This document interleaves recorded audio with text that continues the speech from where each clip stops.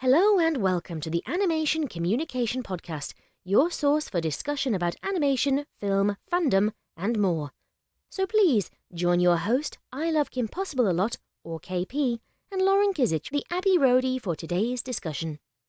If you like what you hear, please remember to support by giving a like, a follow, as well as subscribing to the main I Love Kim Possible a Lot channel on YouTube. Spread the word and keep being a part of a great community. This episode is appropriate for all ages. Hi everyone, welcome to the summer edition of Animation Kimmunication, where we do episodes when we can, essentially. So usually we do them every Wednesdays, and now we just do them whenever. It's hard when we're constantly busy nowadays that it's a grind. So we're trying to make sure that we get episodes whenever we can. Life comes at you pretty fast. It's like COVID messed up everything. Yeah, and then when people are starting to come back and stuff like that, yeah, different things come up, different opportunities come up, everything kind of gets thrown off kilter again as things start to kind of go back to being functional as they were before, but not really. Lauren, do you feel comfortable sharing some things that are going on in your life right now over the summer? Other than I am working with DA Games on a freelance basis right now, but yeah, that's what I meant. You didn't have to tell everyone. Oh, okay. Well, well, at the very least, I'm on my second project with them right now. I've been doing a couple DA Games animated projects with them, working in storyboarding and stuff like that, which technically becomes the animation anyway. But hey, I get more experience in Storyboard Pro. Woo! So, but otherwise, I'm cram jamming on commissions and all that stuff right now. But yeah. So anyway, that's me. Oh yeah, and I'm going back to art school for now because networking is hard, especially with COVID. So I don't know how. I mean, it's great if you're already in the industry, from what I understand, because it's like look at all the jobs, but outside it's still how do we know you're good? Meet us.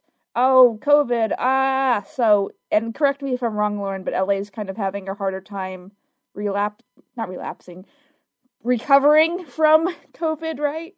Yes and no. I think it was more the live action industry that was hit harder by COVID.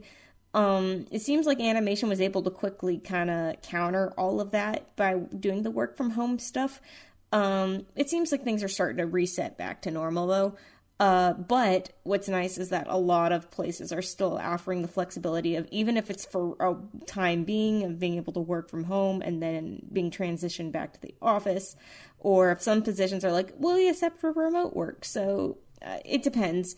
And then, but yeah, it's still hard because it's still highly competitive. But at the very least, what has been shown in the past year is how quickly and actually pretty seamlessly, at least from the outside, how seamlessly animation seemed to adapt to what I would say is the new normal. Especially when whole films like Disney and Pixar and all that stuff were making from their homes, and they would say it at the very end of their credits, saying made from our living rooms and studies in our pajamas and slippers.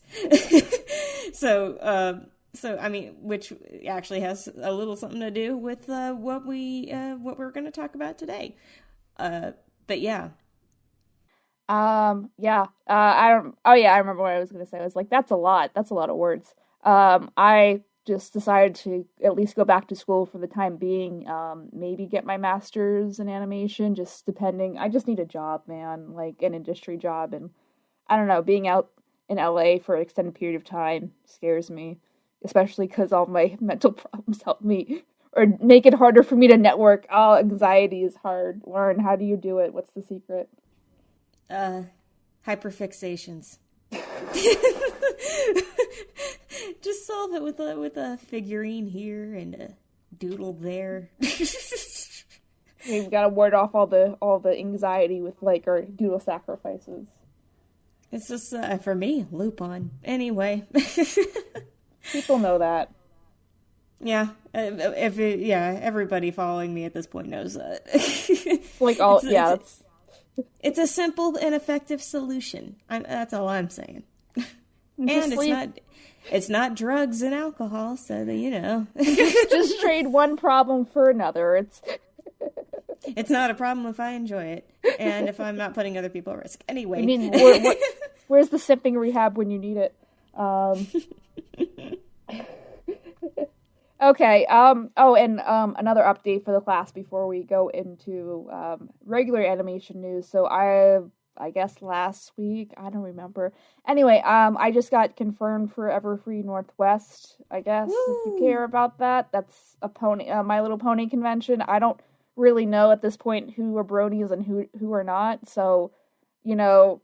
And we're entering a new frontier, too, with a whole bunch of people they're either, like, maybe coming back for round 2 or whatever round, with Gen 5 coming out, and at the same time, you're going to have people who are also going, like, maybe I didn't give Gen 4 a chance, maybe Gen 5 will be able to get attached to them, because I even saw a number of people say, at first, I looked at Gen 4, like, I'm like, I like some characters, but then some of the main 6 or whatever, it was just like, they bothered me. I didn't like them. They didn't grab my attention. And there's some people who are like, wow, Gen 5, it seems like I like all the leads so far. They're very promising. So, I mean, you never know. It could be a new crowd. Yeah, I mean, I haven't decided yet if I'm going to cover the movie. It just depends if there's anything in there that I personally want to talk about. I think the movie comes out in September or something, right? September, yep. Like mid-September Netflix. Like, I think it's September 23rd, if I remember. Yeah, but I've said it before, but like Discord's my favorite, and he's like the only one I care a lot about. So if he's not in it, I mean, he could be in it. He could be in it. He's immortal, and this is like in the future, or everyone else is dead, so could show up, but you know, I don't think they're legitimately, or at least, very least, could be referenced, or somehow he'll be brought in, even if it's not in the movie. Who knows? Because I mean, obviously they're going to follow it up with a series after this. I think if he shows back up and John Delancey voices him, like I like Peter do a lot, but it's just not the same. I guess we'll take that on case-by-case basis, but now John Delancey's doing Picard or whatever, and it's very juxtaposition-y, because it's just like, oh, it's that guy that I kind of know, sort of, but not really, that stares at me at conventions. Oh, he's... And what is it? Patrick Stewart is just like one of those celebrities that, like, it's just like a legend, like you hear about them, but like I've never seen Patrick Stewart in person. I don't think he exists really, so it's a weird time for my brain. He's just a really good Photoshop job and a lot of photos. That's why he's always so bald. So he's someone's green screen playing him. That's why he never ages. He's just the same guy that they've photoshopped into photos over the years. It's fine. Anyway, so Everfree Northwest is in Seattle, Washington, August 13th through the 15th. If you're interested, I recommend you listening to our last podcast that we recorded like 3 months ago or something. That was like 2 weeks ago. It wasn't that long ago. It's been I know, it feels like years. Forever though. Yeah, so I recommend you listening to that if you're like, I would like to go to a convention, but how do I do it without spending like millions of monies? Because I think a lot of, especially kids, when I say kids, like 15 to 17, they see these cons. They're like, these look like fun. And they're like, well, I can't afford a hotel by myself. My mom would never let me fly in a plane by myself. There's a lot of logistical things that, can potentially scare you. But if you just do your research, it's not as scary as it seems. And Everfree, because they are so organized and nice, and they're the only PonyCon I will do at this point for the most part. I've heard a lot of lovely things about Everfree Northwest. So if you have the opportunity to go, please go support them, because especially as we're coming back into the convention era again, post-COVID, or at least, even though COVID's still around, it's mostly post-freak out about COVID and not knowing what to do and not holding conventions because of it. go support your local conventions. And if you're if you're in Seattle, go support it. It's right there. Yeah, you got nothing to I mean, I don't think anyone's ever come that's like, I had a friend from high school that showed up to Last Everfree because she was in the area, that's just like, oh, KP told me to come here, and she was like, what's going on? So it's I recommend it for people like my real life friends who like want to come with me to the convention. They're just like, how do I do this? Just because it's just so like meticulously well organized. But if you're really not into the pony scene, there's like, as long as you're flexible with your point of entry as far as the panels, like it's usually like video editing in ponies or like character analysis in ponies. So there are a lot of really good panels. They just happen to be shaped around like a pony themed element. So that's better than like just... It's like going to Anime Expo, or even anime conventions. It doesn't always mean it's just going to be there's going to be a lot of it, but it doesn't mean that that's all it is. There's a ton of panels and booths and vendors and all these people that'll cater to your every need. And so you never know. It's kind of like I guess you could say it's kind of like going the feeling of you go to a swap meet. You never know what you're gonna find. Yeah. So and I'm so proud because they announced me and I was like, are you sure you just want to like regular announcing me? Like I don't have any like bad blood anymore for the most part, but I'm always like paranoid and afraid someone's just gonna be mean on the internet to me now. But no one posted a mean comment anywhere, and I'm just like, yes. So please don't like go back and be like, I listened to the podcast and I'm gonna put KP as a butt on the Twitter comments. No. Well, now that she mentioned it, I'm gonna go back now. KP is a butt. But yeah, even on the website, they even have a price breakdown. If you go to how much will it cost under register, and it will like give you a breakdown as far as like general flights, if you're splitting the rooms with people, blah blah blah blah blah blah.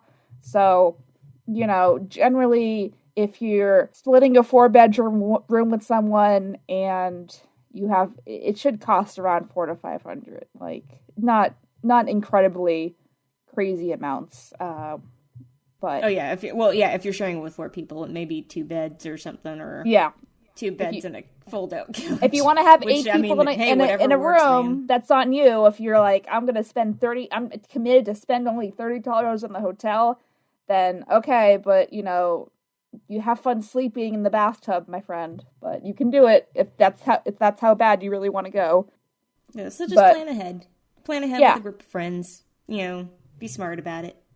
Yeah, so I'm getting booked for cons every a little bit this often, so just expect to be like, hey guys, I have a con announcement. So we have that, and the only other news, which is for the children, so I think we can cover it quickly before we get into the actual news.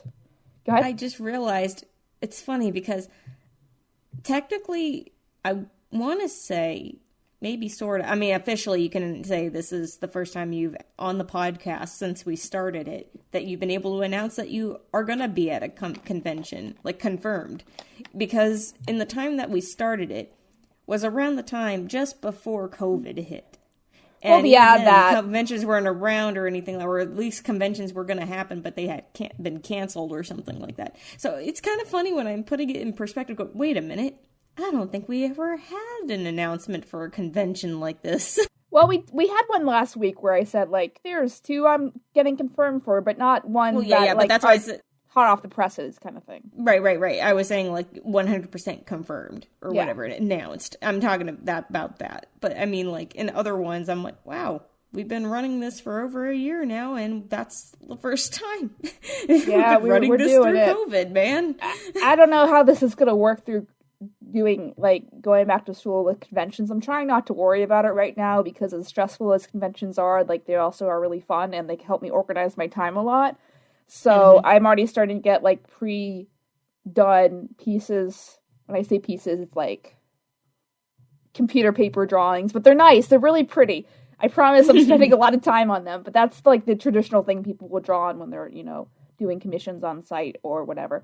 But the other announcement is the second convention I'm going to in August, which is which is Nerdfest, which is in Davenport, Idaho, if I remember correctly. It doesn't say on the website, so I'm going off memory.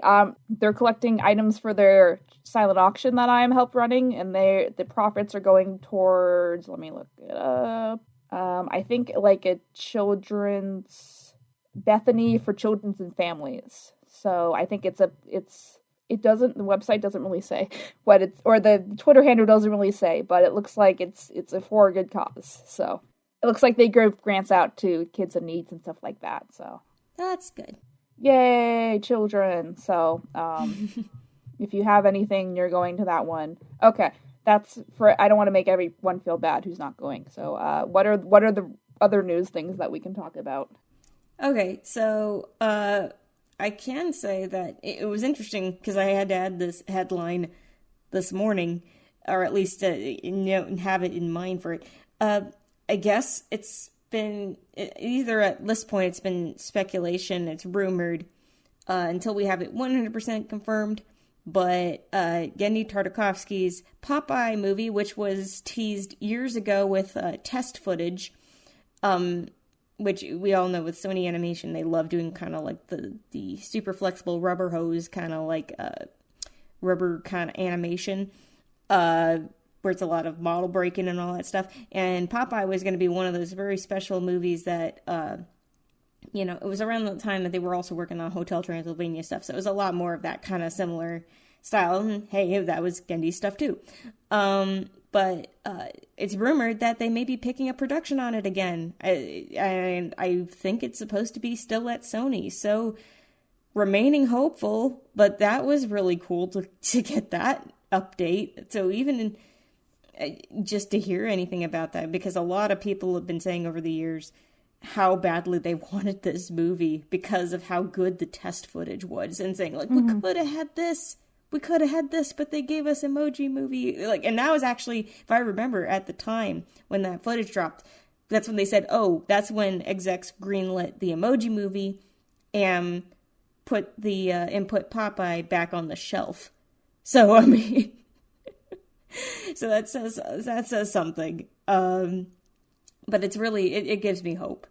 And then another headline also related today, I should say, is that if you haven't popped onto Disney Plus lately, or considering getting it if you don't have it, I think now's the time to get it if you love Monsters, Inc., because Monsters at Work, Pixar's first official animated TV show that is, well, I TV show. I'm not saying this, not including, well, I'm not including Buzz Lightyear of Star Command. I'm talking about CG animated, like, officially. Yeah. Buzz Lightyear Star Command wasn't officially Pixar anyway, so. Yeah, and so, but to have an actual canon continuation to Monsters, Inc. right after the events of movie 1, by the way, which is really fun idea to play with. And so it makes me wonder, I think a lot of people are speculating if Boo will show up at some point in the series. There's been rumors that she will, but we won't know when. But it's so far got a lot of wonderful comedic talent inside the vocal in the voice acting booth for this one. Even Henry Winkler's a part of the cast as well. But they also brought back Billy Crystal and John Goodman to reprise their roles as Mike and Sully.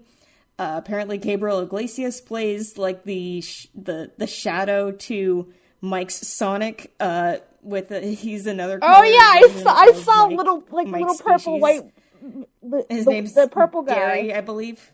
Oh yeah, my God. I think he's blue with a brown eye. But it's supposed to be his arch nemesis at work. Because mind you, Randall isn't in this series anymore. He got ousted. So, I mean, this literally takes place right after the events of movie 1, where everybody is changing the company over to laugh power instead of scare power. We need a Diet Randall in here. So I've yet to check out the episodes because I think the first 2 dropped today. So they will be airing them episodically. So it's something that you will have to tune in for. It's not like they drop a whole season on you. So they do that on purpose. Yeah. Sorry, I keep on interrupting you. No, it's a, don't worry about it. Don't worry about it. But I mean, hey, you're right. They do it on purpose because they want to make sure people keep coming back to the app, and it's like, and come back to the service, if it's not like on a weekly basis, every 2-week basis or whatnot. But I'm very excited to check it out. Especially, I'm totally not going to say that there was a bias because people told me that I looked like Boo when I grew up because of the pigtails. But anyway. Yeah, I was never, like, super into the Monsters, Inc. brand, but I respect it, so, you know. And I'll probably still watch it, though. Go ahead. Yeah, I was going to say, highly relevant, too, when you think about the ever-changing work landscape and how they say, with millennials in particular, how many jobs they'll work in a lifetime, how many times they'll change careers, even. This one's very relevant based off of the trailers of what I've seen for it. Is that Tyler, who is one of our main protagonists, he's like a fresh out of college graduate out of Monsters University, and he gets accepted into Monsters Inc. for his first job, and then he realizes that they are no longer doing scaring. So he's been trained in a major that is defunct, and he's going into. And that's why I'm like, it hits too close to home, Lauren. We need to run. It cracked me up because I'm like, I could laugh at it like, yeah, that's pretty much, it really do be like that. Do you want to give people context for people who are like, what are they talking about? In terms of the show or in terms of the series? The industry?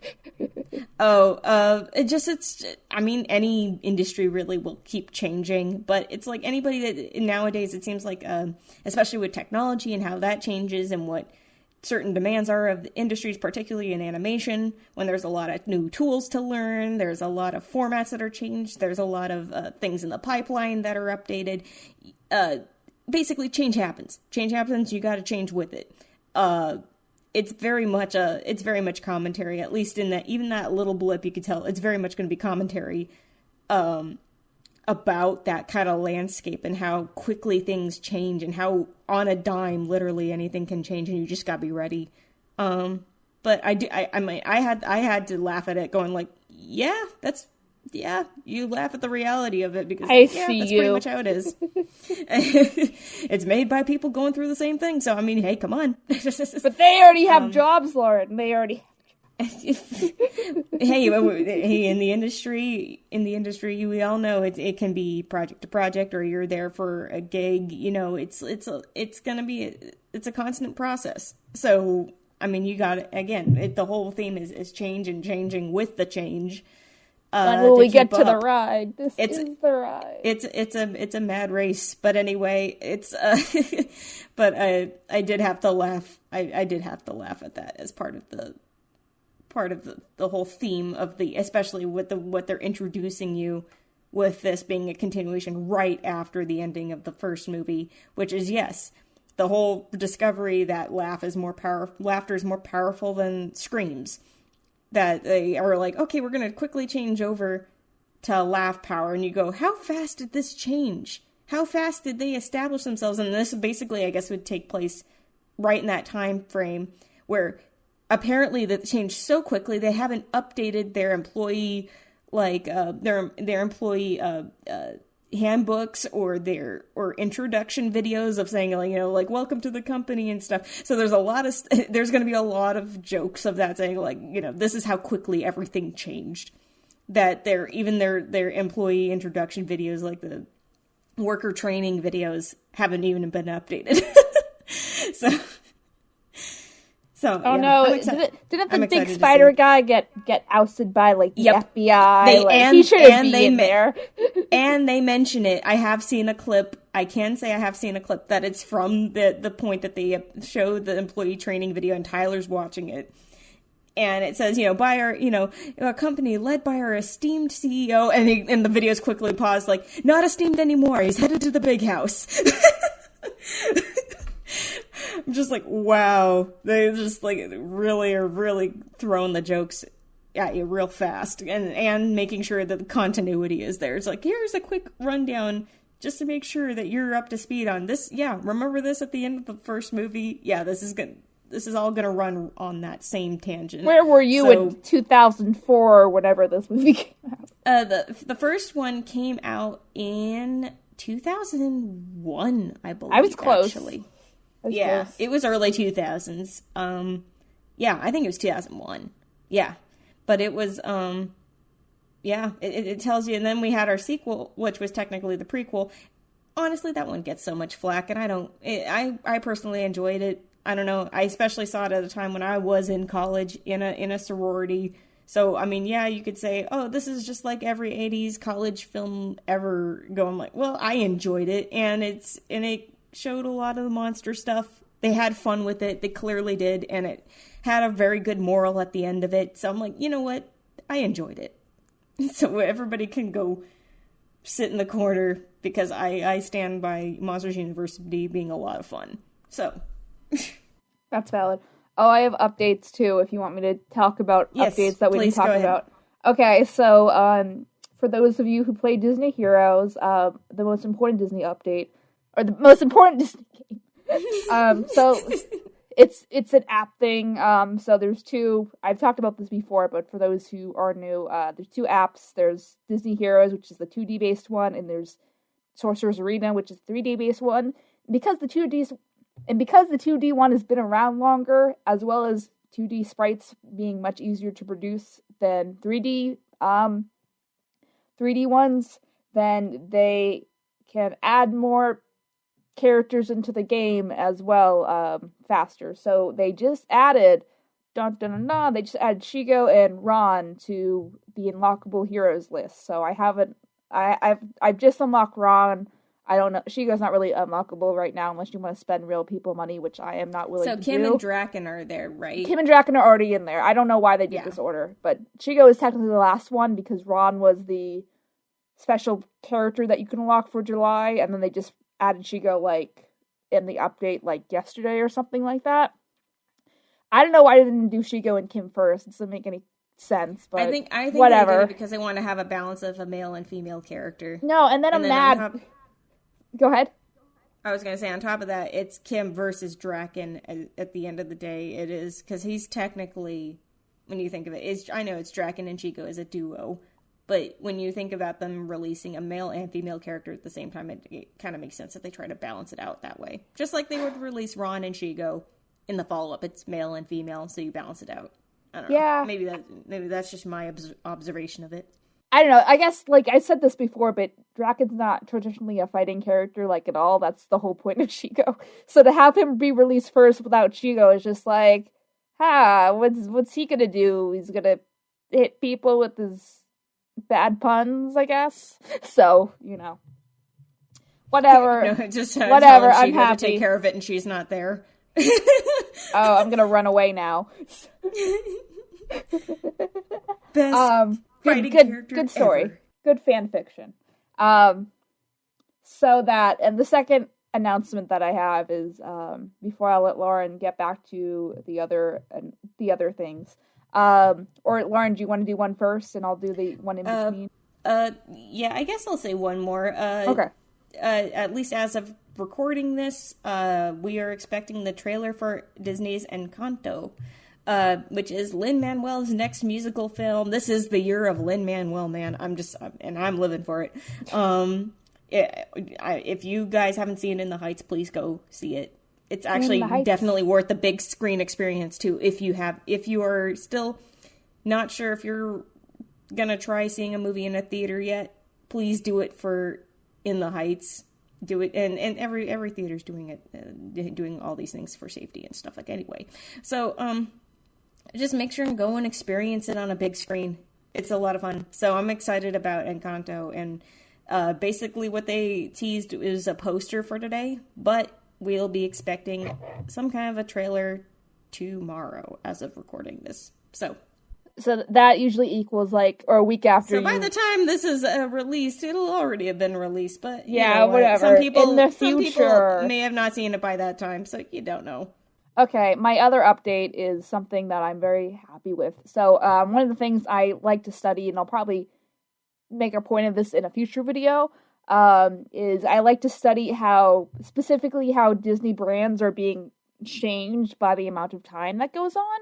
So we're releasing a big video that isn't done, hopefully relatively soon. The majority of it's like 45 minutes. Anyway, the majority of the video is done, but we're still waiting on outside assets, and I talk about it there. But you know how, like, Lester loved movies, so I talk about Treasure Planet a lot because no one else really does. But Hunchback specifically is getting a lot of revisitation post this particular political scene, I should say, and even before then, as far as, you know, just because someone is religious doesn't necessarily mean equal good person.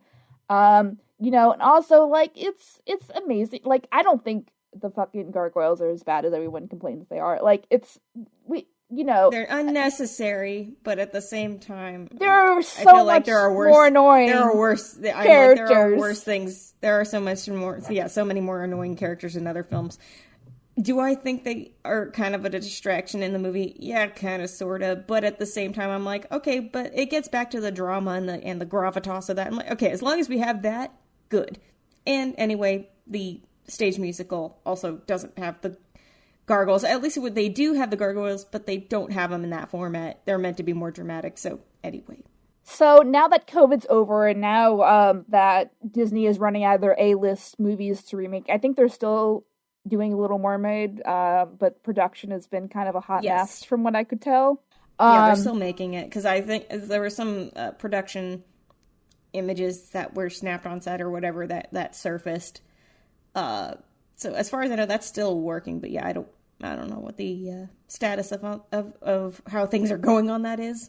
Besides, yeah. So I mean, they're running out of. They already did Beauty and the Beast, they did Aladdin. Like, you know, they did 101 Dalmatians. I guess technically they're kind of picking already at the. I think they should have spread them out more. But why do I know? Like, anyway. So Hunchback specifically is kind of becoming more prominent in popular culture, I think, because a lot of the Lindsay Ellis video that came out a couple of years ago. I love Lindsay in general. It's a great video too. Yeah, it's a really good video. And like that's one of the reasons I hope to kind of gain a bigger audience, because I want to have that effect on like films that I feel like deserve it, like Treasure Planet and more Treasure Planet and things like that, because but now with Disney Plus, people are rediscovering these movies, and it's not so much a box office fight, it's more just like, I'm bored, this is available. So it's not like a movie's success is not dependent on how much money they make at the box office. It's just dependent on how many people are watching it. And if people already have Disney Plus, then odds are they're not going to cancel it unless they just are not interested in it, or they only like Star Wars or something like that. So, long story short, they're releasing a new Esmeralda doll that's available for pre-order that I probably won't get because I already have too many. It's a 25th anniversary version, and it's kind of a more complicated version of her main outfit. So they had the Midnight Masquerade line that we've talked about before, where they had Meg, and they had Esmeralda, and they had some of the princesses, and they had Hades and Yzma, and all these characters that, like, oh, that's nice that they're doing things for them. It's good that we care. So Hercules is kind of in a similar ball field as far as people being like, I like Hercules, and then Disney's like, we like your money. So, anyway, so I'm kind of surprised about it, because again, they just released the Midnight Masquerade like a year ago. I have that one. It's appreciating value, but it was still like kind of expensive, so it's already doubled in value. Yay, KP. But anyway, so I have that one, and then they have the basic Esmeralda doll that was released like with the basic Meg doll that they did with the new sculpts. And now they have this one with the same sculpt, but they're just different outfits. So I'm surprised that they're releasing another one they've already released 2 in last year. But hey, I'm not complaining. Whatever gets that Hunchback money. Hey, do you have any thoughts, Lauren? I guess sort of related point to that. I don't know if it has to do with them closing more Disney stores as they're trying to push for more online sales. Not sure. But I mean, kind of relevant is that they just announced that the very first Disney store, physical Disney store in Glendale, is closing. I saw that in this month. And yeah, no joke, it was the first one, and now it's closing. So it's a lot is riding on these toy sales going through online now. I remember the days when they had the catalogs, man. I don't know if they ever still do the catalogs. I think they're trying to save on print and savings. Yeah, it's not green at this point. But yeah, I think there's going to be a lot of these fantastic products, but they're trying to push them more, especially to encourage people to shop online as they're trying to transition the stores out, which I feel like that hurts a little bit because I like the experience of going into a Disney store. I agree. But if people are already just staying home and they're so used to staying home at this point, then, they're shopping online, and they're just going to save money on real estate by getting rid of them. It just kind of hurts that it's the original that they're getting rid of. I mean, to be honest, for California location specifically, I mean, can't you just still go to downtown Disney and buy Disney merch there? I mean, if you want to make the trek down to Orange County, unless you're in Orange County. Yeah. Because that's a haul. Yeah, I'm saying there's options, though. It's not just like, options, no Disney store, now I have to use my computer. So there's options. It's just they're not going to be as easily accessible anymore. I guess they might keep the one in Times Square, because that one's really cool. But I mean, yeah, a lot of these other stores like that flagship store is going to go away. But yeah, and it just, I don't know. I guess they're again trying to promote a lot more stuff to be sold online as they're weeding out all of the physical locations. I don't know if it has anything to do with it, but yeah, I felt it was relevant because Disney Store, and that's where you would be buying them. So, do you want to talk about the last thing? Yeah. So, Addams Family 2 Electric Boogaloo. So the Addams Family 2 just dropped a trailer today. And it's supposed to be coming out later this year. I remember actually last year during COVID, they ran some kind of contest where you'd be able to win the opportunity to be a voice in the sequel. So I already knew it was going to happen, that it was slated to happen. But now we know that it's coming out later this year, and it's Addams Family road trip pretty much. Based off of what I could see and hear, is that Pugsley Addams has a different voice actor now. It's not going to be Finn Wolfhard. And I guess they wanted to make him sound younger. Because Finn Wolfhard, he's already, even when he was in the Addams Family in the first one, he had already gone through puberty, so he already had this, mature sounding voice, and so they decided to age him back a little bit and vocally. But they've also taken note from what many people said was that I guess you could say the quote human characters, or just like the people that were in the Addams Family, those regular, average, everyday people models were not good to look at for a lot of people. They were not attractive designs. And in some cases, some people said that they were scarier than the Addams Family, and that's not exactly the best thing you can say. So they actually improved and gone back and taken notes and redesigned human characters. Or I say human characters, not technically the Addams Family are human too, but you know my point. Anyway, they're not human. They're cartoons. I mean, yeah, there you go. But they basically, for the average everyday people, they went back and redesigned them, so they're a lot better to look at. And even if you have your issues with it, I still say they look a lot better than they did before. I could definitely say that. And I guess we'll have the return of Snoop Dogg as well as Cousin It. And it's funny because he did roll up in the trailer to another Snoop Dogg song, so I'm like, yeah, this is... I didn't know that. That just makes you cringe. You didn't know that? No. So the Cousin It's speech in the first one was Snoop Dogg, and they were doing the backwards, they were just playing his audio backwards and changing the pitch and stuff. Oh, God. When will you stop, Hollywood? But then again, I don't mind Snoop Dogg appearing and stuff. It's just because I don't think anybody expected it. So when it happened, everyone's like, oh. So, I mean, you don't see what Cousin Did is besides that he's hair. So, so sure, why not have him be Snoop Dogg? But yeah, it's supposed to be family road trip. That's as much as I can say based off of the trailer. But I don't know. There's not much else, not much other details besides that, other than, yeah, the Adams are obviously going to cause mayhem everywhere they go.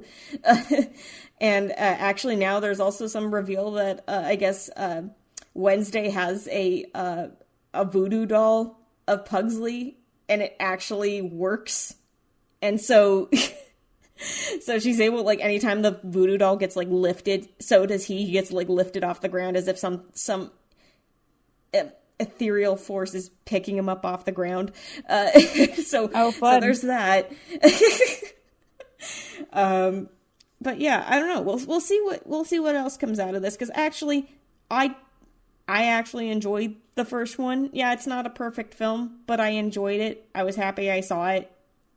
So we'll see what happens with the sequel. I don't know if it'll be the same fare or if it'll be a next step up. I could at least say that the designs of the people outside of the Addams family look a lot better. You're so much more optimistic than I am. I'm just like, we don't need Snoop Dogg. It's Cousin It. Come on, guys. But, like, it matters when his voice is played backwards and its pitch changed. It's just even funnier because every now and then you'll hear the words he's saying, and it's basically like his slang whenever he's, like, like the faux shizzle kind of stuff. So when you're hearing these, like, little, Snoop Dogg isms in there, it's kind of like, you go, oh, haha. I don't know. Maybe it doesn't bother me as much. Yeah. Normally some things like that would bother me, but I don't know. It amuses me. You do you. You do you. Okay. Anyway, I think that's it for the updates. Okay, what are we talking about today? So we're talking about Luca. Hello. If you haven't gotten onto Disney Plus yet, please get on there. Do yourself a favor. Luca is free with the service. There's no upcharge at $30 for this one, which I am really hoping that Disney eventually abandons that whole thing.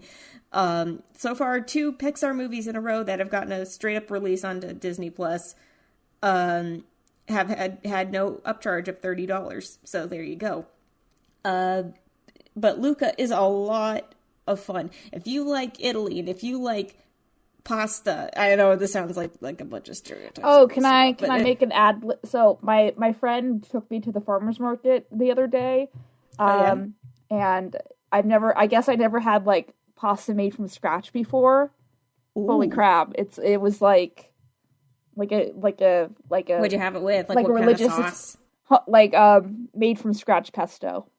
Ooh, oh, there you go. And then it's like, if you ever wonder what pesto Godly pasta experience. tastes like, it's fantastic. So you'll be seeing a lot of that in Luca if you haven't seen it yet. But then again, we're talking about Luca here today. So if you haven't seen it, why are you here? Unless you're here for spoilers. So, I don't know. I literally went not even a week after seeing Luca, I went to an Italian place for the first time in a long time, and I had pasta. So, because I was really craving it. So, but yeah, I absolutely adored Luca. It was so much more than I was thinking it was going to be. And it provides a lot more. You know what? I don't know if people had a lot of issues with it being a smaller scale story. I don't listen to any of those articles, because you know what? If you think that you can't handle a Ghibli movie that's going to take its time in setting us a scene, giving us a taste of the setting, and letting us actually sit and enjoy it for a little bit, and having it be a smaller scale story like Kiki's Delivery Service kind of thing, like takes place in one town or whatnot, or in one area.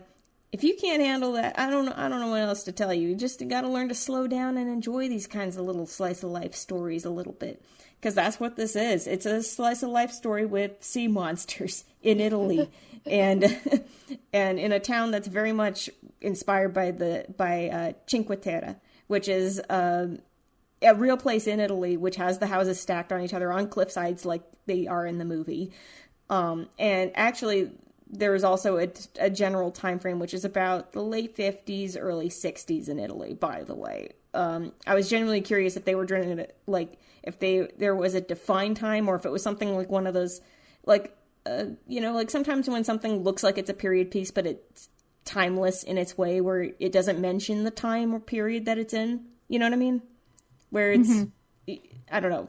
It just felt like that. Yeah, they don't have anything specific, like there's a gramophone in there, but like a they record have player. They had the Vespa, I guess, which is the biggest.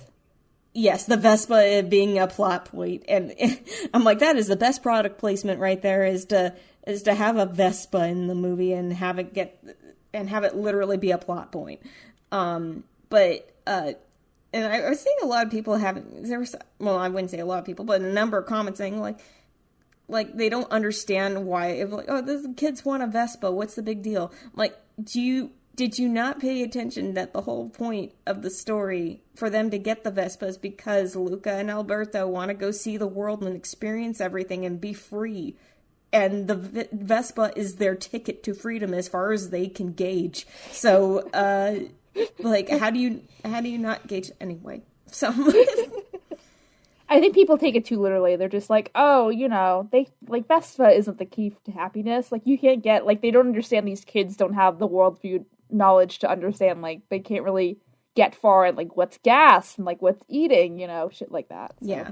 So, I guess to sum it up, in case before we get too far into any of the discussion, to sum it up, Luca is the story. It's a coming of age story about a young sea monster boy named Luca who makes friends with another sea monster boy named Alberto, who tells him about the wonders of the world and the human world as he understands it, right? And basically entices him with the excitement of adventure and seeing the world, that he doesn't have to be stuck underwater.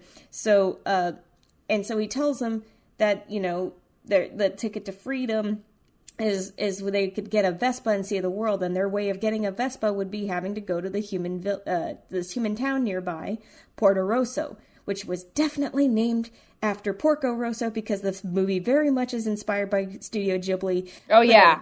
Yeah. There's a lot of Ghibli-isms in this movie, by the way. There was even like one of the references and character designs, and one of the animators did a version of Luca and Alberto as in Studio Ghibli style, right? Like little like gif of them on the Vespa. Mm-hmm. Yeah, very much so, and it was absolutely precious. And the whole movie is, if you like those slice of life Studio Ghibli movies that have that watercolor feel, and it's just very comfortable and cozy and just like a warm hug. That's what a Ghibli movie, I feel like, even if in its most intense moments, it seems like, because it's a movie that's so gorgeous visually and it just wraps you up in its environment, you feel like you're there and it feels comfortable. So it's like, that's what this movie feels like, is Pixar's warm hug.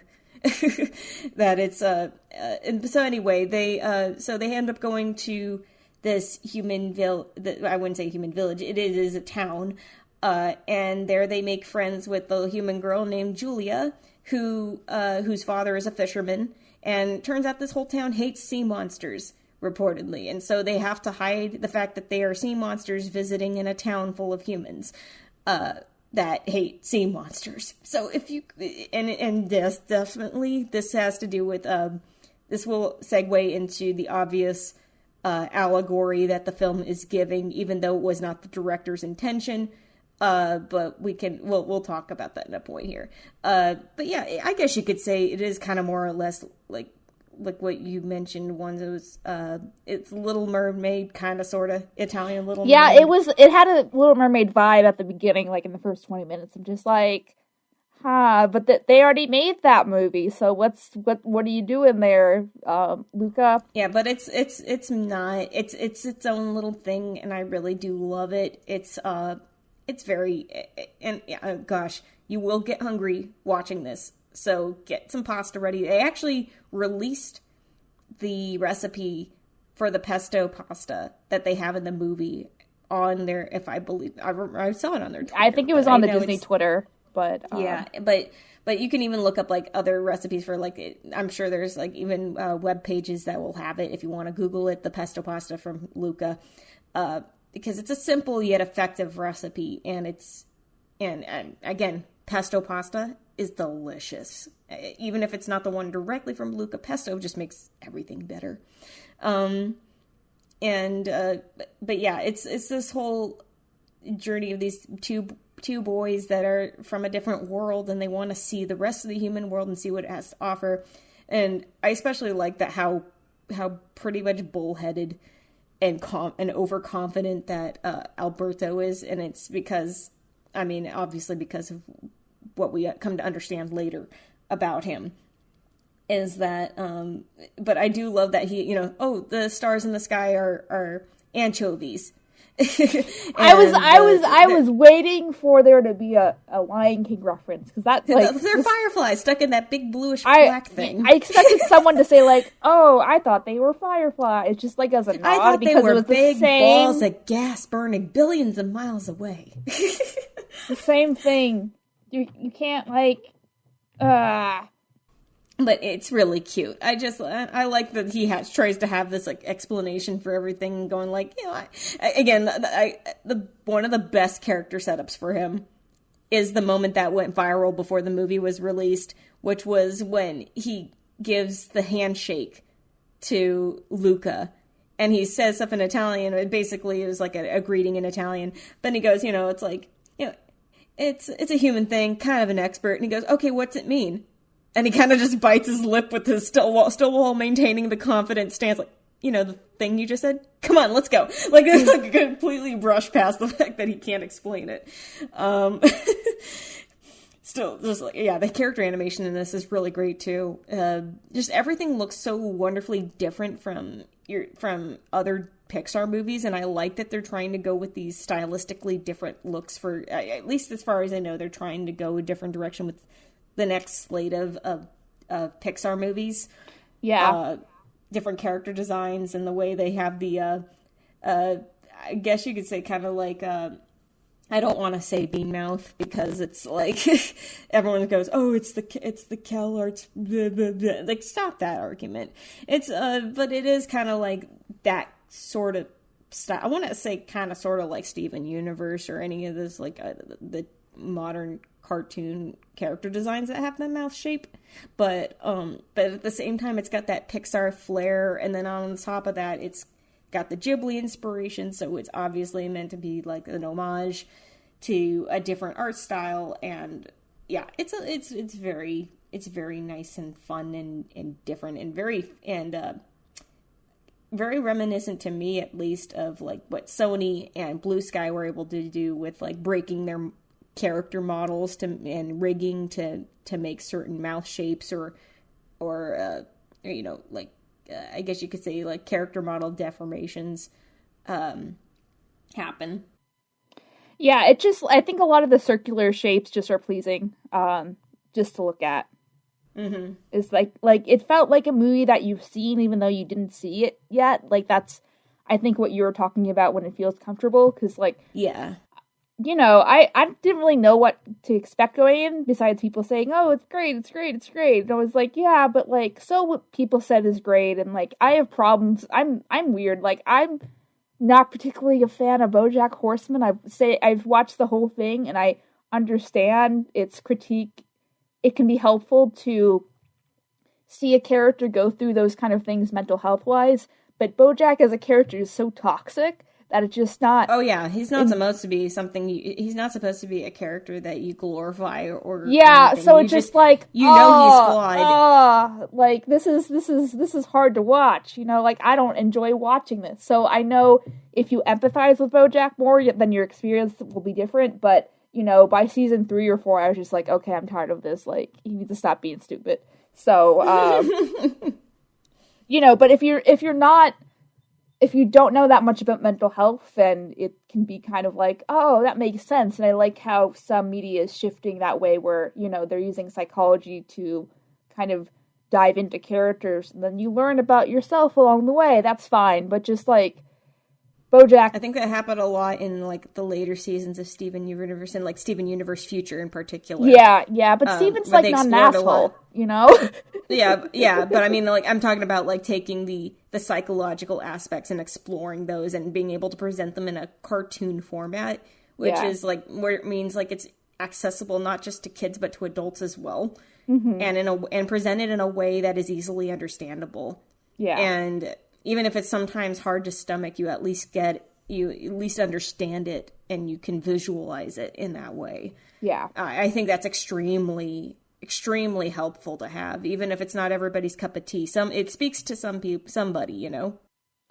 So, I don't know where I was going with this, but I think it was because it was, like it was coming from something that felt comfortable, I guess, with Luca being something comfortable and familiar. Yeah. But still having something to say. Like, still critically acclaimed, but critically acclaimed doesn't mean it's gonna work for everyone. Like, it's kind of like you like it, but I think on a deeper level, like, for you to really love a movie, you either have to really, really like it aesthetically, and you can't really articulate why, or you relate to the characters on a really deep level, and you can't really... That's gonna work on a case-by-case basis for everyone. So, like, a movie can be great, but, you know, you might be like, okay, but I'm not, like, crazy about it. So it depends on how you tick and what things you react to for you to be, like, go down, in Lauren's case, like the Lupin hole or whatever, and just be like, now I have to draw everything. So, yeah, everything, things resonate with different people, and, again, like, art is fantastic in that way, and cinema falls into that. It's up to you whether it strikes a certain chord with you. It's subjective. Yeah.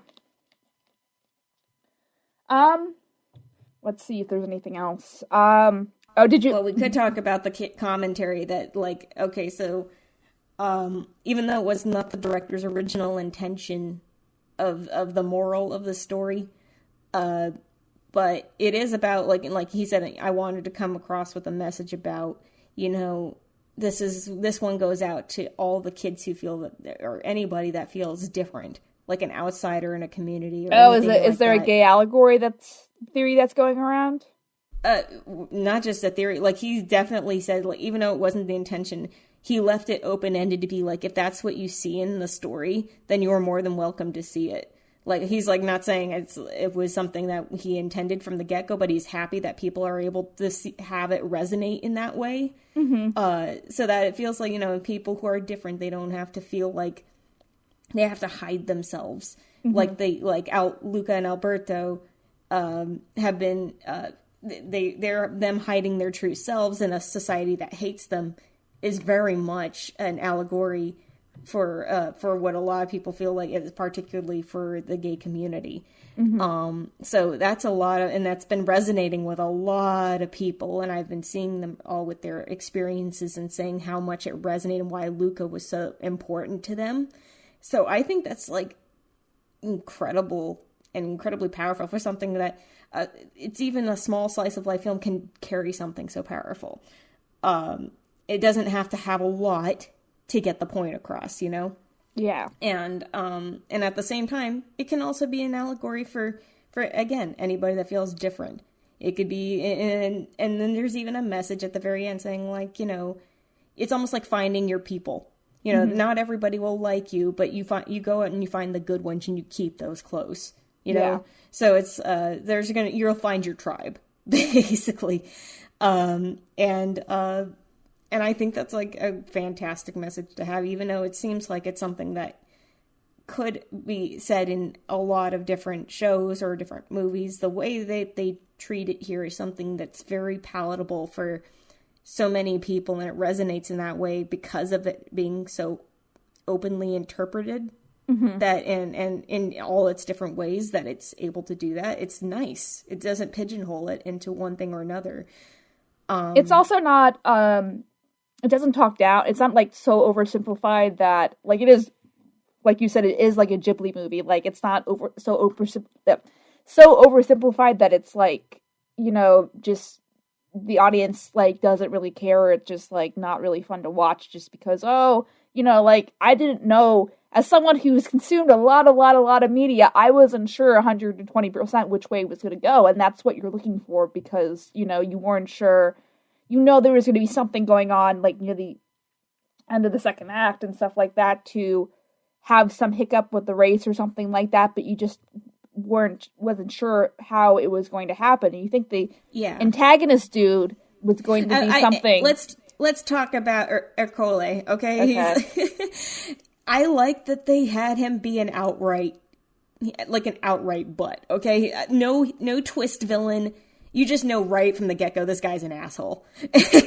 So it's just like, I appreciated that they even kept it that simple, that I'm like, they had nuance in every other aspect, which is fine. And actually, there's a little bit of that nuance in Ercole's character as well, especially where I think it's also in the point where when we first see him applying for the race, and they said, you know, he said something when they try to stop and going like, but you were what was it? You said you were 16 last year. Aren't you a little old for this? He said, you were 16 last year. He's like, no, but this year I actually am, or something, like saying he's obviously like the kind of guy that'll go into competitions made for kids and try to hold himself to the higher bar, being like, I'm so much better than you. Like, literally, you are competing against other children that are younger than you. How dare you?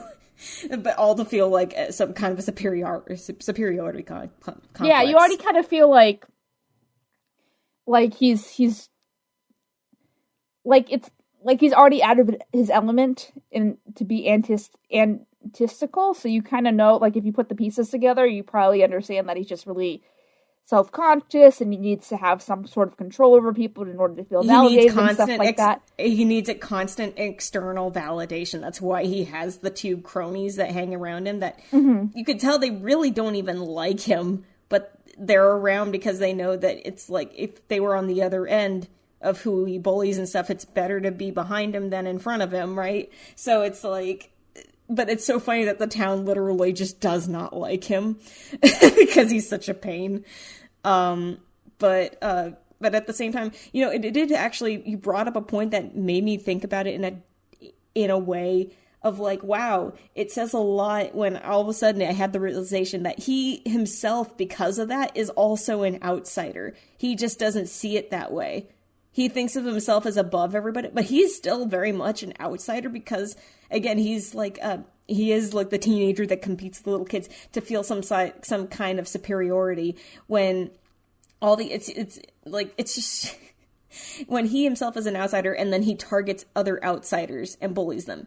It says a lot. It is about like the bully complex. When the bully feels like they are threatened or they are out of place, and they feel bad about themselves, and they constantly make other people feel bad to bring them down so that they feel better about themselves. That's absolutely what it is. Yeah. But it's just interesting that I thought about, like, wait, he himself is too an outsider. Like, even in his own, even in the little town that he lives in, nobody likes him.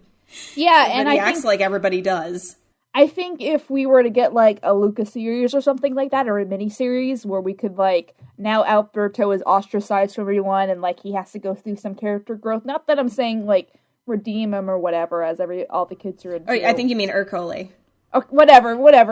Yeah, Alberto gets accepted, but these Italian names are hard for my small brain. Anyway, I think, you know, there could be some kind of character arc or some kind of understanding in there, and it was implied in the movie, but not in a way that he was really willing to undergo change to be a better person, because he just like, kind of more or less got his comeuppance. Yeah. That was so, you know, I bet, you know, like how does he have the Vespa? Who's giving him money to get this Vespa? Who's tolerating him just competing with these children, or not paying attention enough that he's like even noticing? Like, my theory is that his parents literally they pay for all of his stuff, and they're like, yeah, get the Vespa just to get you out of the house because I don't want to deal with you. Like, literally, like, that's how I see it. Is like they literally like kind of like pay him to go away. And he just thinks, oh, cool, toys. Like, it's... The moral of the story is everyone needs therapy. But but yeah, that was a whole other thing, and especially with the way he becomes, like, even though he's not really a dramatic threat in the grand scheme of things, he becomes across very much threatening especially to the perspective of a kid, and especially when Luca and Alberto are outed as sea monsters during the race. And he's coming at him, like, on a bike with a freaking, fishing spear. I'm like, he's ready to he is ready to skewer these kids in the middle of a race. Like, don't you have something better to do? I know, and especially when it seems like, even though there's people in the town who are, up in arms and we're ready with nets and stuff like that, it says a lot about the upbringing, too. It's just that he's a product of his environment. When you have the kid going, like, when you have Ercole, especially when there was the whole point of, they're saying, what, we didn't do anything to you. It's like, we're not afraid of you. No, but we're afraid of you. Everybody hates you and despises you. Like, literally, he goes off of this parroting what all the adults have told him in the town, and what they're being brought up to say. Because he is a product of his environment, so he's going to be saying that stuff. And it's very clear in what the adults do, too. With the exception of, Julia's dad. But, Julia's dad was the best character. I love Julia, yes. And frickin' Machiavelli, the cat. I couldn't tell you, most perfect name for a cat. I don't know. It was great to have them, like, visually match. It was coordinated. It was cute. I love them. And on top of that, Julia's dad when he's missing an arm, it's not because of, like, an injury or anything. He was literally born with one arm. Yeah. I think that was cool that they had that in there as a feature, and it's not, like, a huge plot point. It's just, like, but it's a little glimpse into him as a character, which is really nice, when he's just like, I came into the world like this. Yeah. I'm like, I love that. I really love that. And he's not embarrassed about it, too. He's just like, because he knows, like, the kids will notice because it's abnormality words. So yeah, but it's like, and it shows that he's still a highly capable fisherman with it. So I mean, and he's awesome. He's one of my. I think a lot of people are saying, oh, he's my favorite character. I'm like, yeah, I kind of feel that. It's like he and the cat are great together, and especially the cat being so highly suspicious of Luca. Did you see my meme about? Did you see my Luca meme like a couple days ago? Maybe like a week ago. I might have missed it. Which one was it? Oh, it was just like, if I had a nickel for every time Disney made relatable father figure sailor dads with one arm, I'd have 2 nickels, which isn't a lot, but it's weird that it happened twice. It's happened twice. Yeah, you're right. But yeah, I could go on about Luca and how wonderful it is. And yeah, some people can complain that the ending was rushed. Oh, there was a quick happily ever after. I'm like, are you really going to complain about that when they had all this time that you were getting used to the characters? Isn't it okay that you can have like a simple happily ever after kind of thing? I mean, it's still open-ended as to what happens with the kids from that point.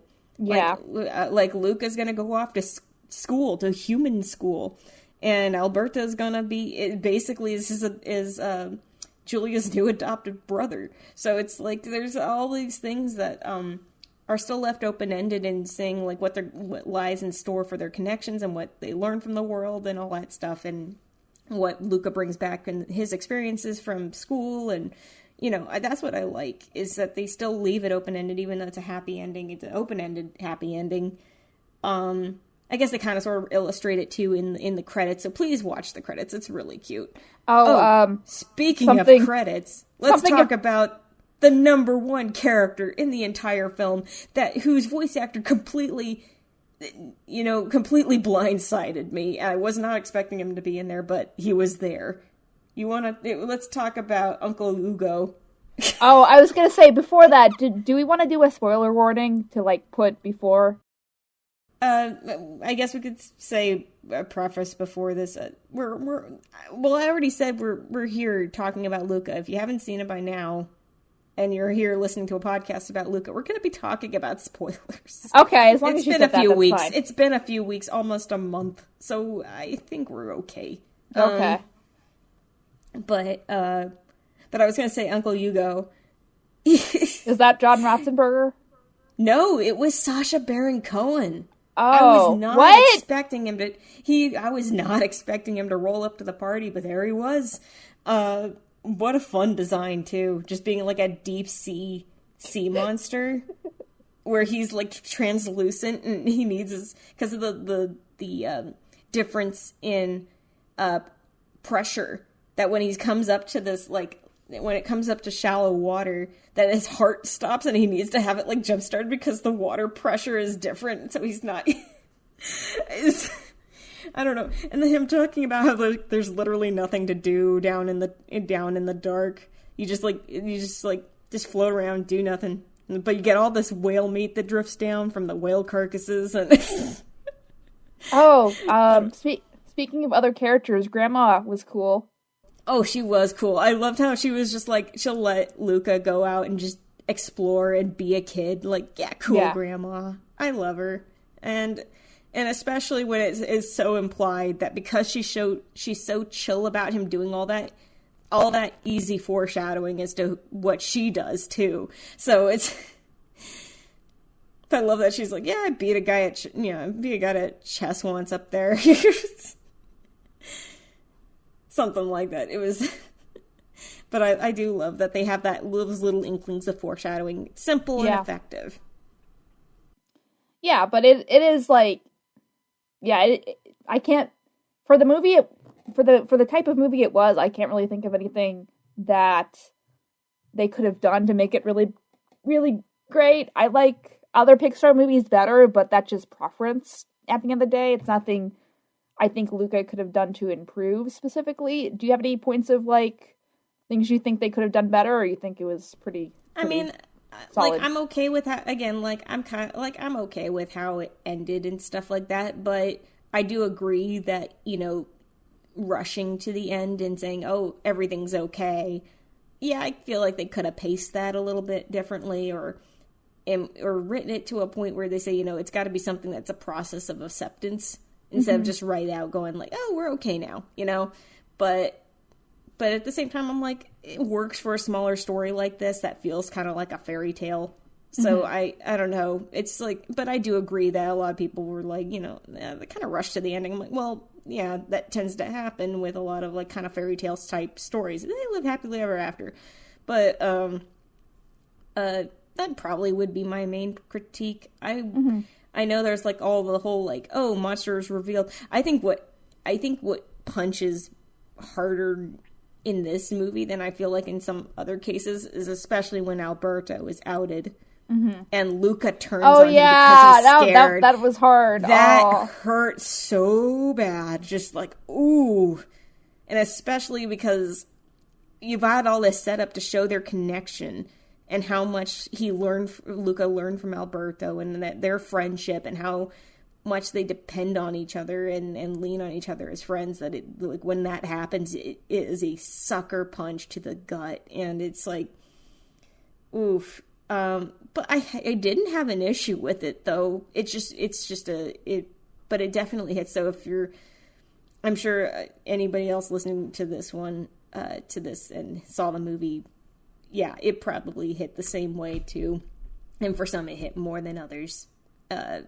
So it's just like, I don't know. But yeah, that is especially one of those things that's like, oh, the top 10 anime betrayals. Yeah.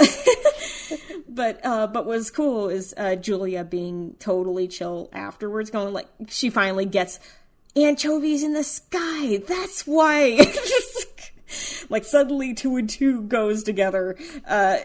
But because she's savvy, you can tell she is. But then she's just like, why am I trying? Like, I'm trying to figure this out. Why are they kind of like acting like this? It's a weird thing, but I'm not gonna have a problem with it. It's this their thing. But then it's like anchovies in the sky. Now I get it. But man, I don't think I really have any other issues with it. Again, simple story. It didn't have to be anything complex, and I like that. I like that it was a smaller story. It didn't have to be big to tell something big. So, and it's and like Ratatouille is my top favorite Pixar film. It felt like I won't top Ratatouille for me, but it gets up there pretty close because of how much of it being a comfort film it is, with how, and the colors and the location and just the characters, and it just being, and Ratatouille, even though it takes place, it's a rat in a big world, it still doesn't mean the world isn't huge in Ratatouille, like where it takes place. It's like, it's the sewers and the kitchen. So yeah, it stays, or at least in the restaurant, it stays pretty small too, but it tells a big story using a small space. And so that's why I think I like both of those kinds of stories so much.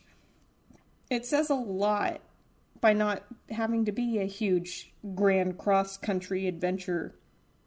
It's all about the characters and how they interact with each other. Yeah. So that's very much a parallel between Ratatouille and Luca for me. Yeah. I don't really think I have anything else. I just wanted to add, like, I thought it was a nice touch that, like, and why I think the ending worked for me and why I didn't have those particular pacing issues is because, like, Sailor Dad comes to save the day, and he kind of, like, there's hints in the foreshadowing as far as him feeling bad that Alberto and Luca just left and doesn't understand why, but he sees that she's so happy that he's just gonna vouch for them. And I'm just like, oh, I want him as, I want him in more movies. No, I want a short with them, like fishing or something. Yeah, please, can we get a short with, I hope we do get a Luca short of some sort. I'd love to see that. I'm sure with enough demand we could get one. You can even do like a non-verbal one of them just going to fish, and then there's just like, there's some kind of shenanigans of them not finding any fish. Oh, and, yeah. Like, cut, and then it ends like with them like having a lot of fish, and it's like a postcard to the other two, and hire me, Pixar. Yeah, I have a good brain. Yeah, but I love this movie. It's just, man, again, very few issues I actually have with it. Just like I said, like I'm actually okay with the ending, but I could at the same time say, okay, yeah, it could be paced a little bit differently in some ways, but I still don't really have an issue with how it ends. So it's me being nitpicky at that point. Yeah. Because otherwise I love what they do with them. Yeah, go watch it if you haven't seen it. I would recommend. And if you're here, go watch it again. And if you've seen it already, go watch it again. Eat some pasta. Yeah, I would recommend that if you, eat pasta while you watch it. Especially do what I did. Eat pasta, ride a Vespa. Go to the farmer's market, get homemade pasta, and then you don't have to do anything ever for you're like everything's cured, your depression's cured, everything. So, anyway, last announcement for the class, I guess, before you wrap. So I am trying, if you're interested in being social, like, I don't know, people are kind of hit or miss as far as the KP stuff these days, so it's hard to tell. I'm hoping conventions make me feel better, because everyone will be like, yay, I like your content. I'm like, yay, please watch it. I got a comment like a week ago, because we inadvertently took a month off. I didn't mean to, but the Castlevania review just took a really long time because we got it out like a week after the show dropped, and then no one still watched it, so it's fine. But anyway, if you're interested in being social and interacting with the community, the thing, whatever I call it, we're doing movie day nights things. Again, so there's a new person running them. They're streamed via Discord, which is something that is relatively new that Discord implemented, so you don't have to download anything extra to watch the movies. And it's just like, I think this week we'll probably end up streaming Spirited Away, for instance. So those are at 3 p.m. Eastern if you want to join. Obviously, they're free if you want to.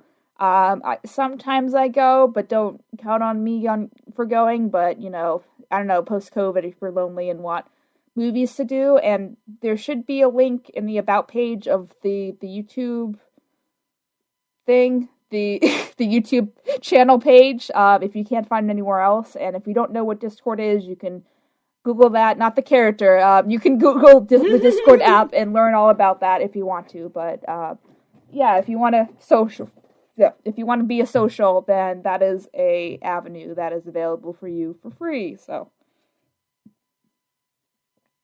3 p.m. Eastern is our movie times on Saturdays. All right, any other notes you want to end on, Lauren?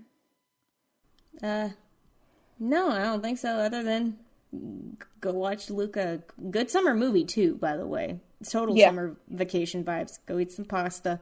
Go ride a Vespa. Yeah. And go watch some Ghibli movies, like Spirited Away, like she said. So, I mean, get some good vibes going. Yeah, and I think for the rest of the summer, I'll probably release episodes like every 2 weeks or so, which is kind of what's been happening. So, again, if you're new or you're not new, I bet you haven't listened to all 51 episodes or whatever it is. So go ahead and do that. Come back, share, like, comment, whatever. Have a good summercation, KPNators. Like, yeah, I don't know. Communicators. Yeah, I know. I was just trying to be, like, clever, but then spontaneous. It didn't work. All right. See you guys next time. Sometime. Good night, everybody. Bye-bye. Thank you so much for listening to Animation Kimmunication on YouTube, Spotify, or your favorite podcast provider. We are really hoping this show makes a difference in how people view animation and media, as well as giving and providing advice for people all over the world who like or want to join the animation or media industry. If you liked what you heard, please remember to subscribe and rate those 5 stars, as well as tell your friends. Don't forget to subscribe to our main YouTube channel, I Love Kim Possible a Lot, and turn those notifications on. My name is Scribbler, and you have been listening to Animation Kimmunication.